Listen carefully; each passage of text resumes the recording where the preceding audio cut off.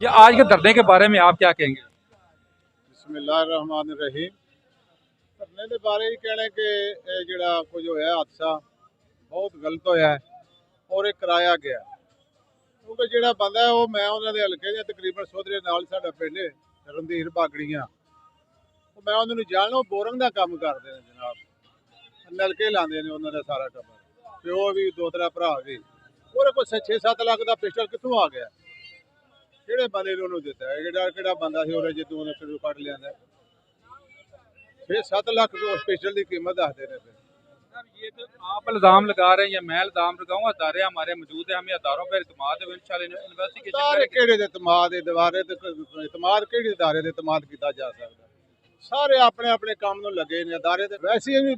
ਉਸ ਬੰਦੇ ਨੂੰ ਜਲੀਲ ਕੀਤਾ ਗਿਆ ਉਹਦੇ ਫਾਇਰਿੰਗ ਕਰ ਦਿੱਤੀ ਗਈ ਹੈ ਜਿਹਨੂੰ ਪੂਰੀ ਦੁਨੀਆ ਜਾਣਦੀ ਹੈ ਜਿਹੜਾ ਪੂਰੀ ਦੁਨੀਆ ਦੇ ਨਾਂ ਚੱਲ ਗਿਆ ਪੂਰੀ ਦੁਨੀਆ ਉਹਦੇ ਵਾਸਤੇ ਮਰ ਰਹੀ ਹੈ